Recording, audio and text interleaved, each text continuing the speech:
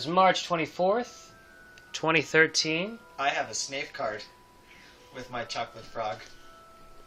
Matt Downing has just seen Harry Potter and the Deathly Hallows 1 and 2. Originally released November 2010 and July 2011, respectively. Matt Downing, your thoughts on these final films of the series? I'm saying it's not out of the realm of possibility that he's his dad. I'm just saying they put it. All right, fine. It was great. It was great. It was nothing but good payoff. Everything worked out. It was a good end. It actually was an ending for the first time in like 7 films. There was an ending. There was a denouement and an ending. It worked instead of just aerial shot Hogwarts. Yay! Your thoughts on the character development for all 3 of our main heroes?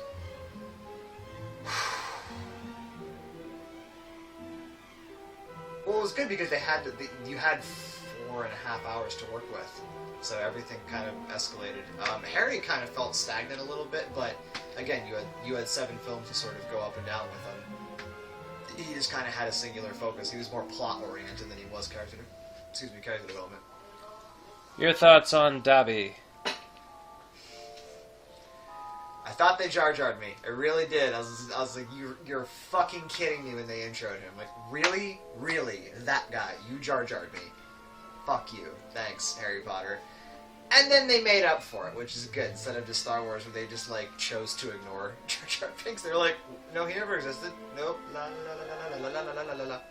They actually had a good point for him, so it worked. Neville Longbottom. Savior of the day. If I could sing a Queen song, I would. What did you enjoy about these last 2 films the most? That they didn't... It was the one where, like, you could tell it was shot very, very well just because they weren't stuck at Hogwarts. Like, it wasn't just... It didn't feel like a contained drama where, like, they could really just take off and do anything now. Like, there were no restrictions. You know, everything, like, I'm thinking the leash is off. I can't think of the actual saying. The reins are free. The reins are free. That's what it was. The reins are free. You can do anything you want.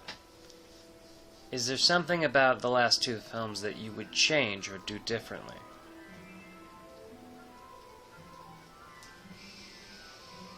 No, I think they kind of went according to plan. Like, I was fine with just about everything. Yeah. Now having watched the complete series, which one of these films has been your favorite? Gun to my head, probably 3 still. I still really like 3, although this is really close. Which one has been your least favorite? 2 and 5. I have to decide. Because 5 had literally, like... 5 was well shot, and it was a little more adult-oriented, but nothing happened. I was like, that's okay. And 2... I kept looking at my watch every 10 minutes. So I don't... Probably 2. But 5's close. Final question. Do you think they should do a prequel or sequel or nothing at all with this franchise? I mean, ideally probably nothing at all, but realistically, they're going to do something else with it. I would probably say a prequel. Would you prefer a prequel? Yeah. Because the interesting part of the series is right there. You have... I don't know. You can create new stories.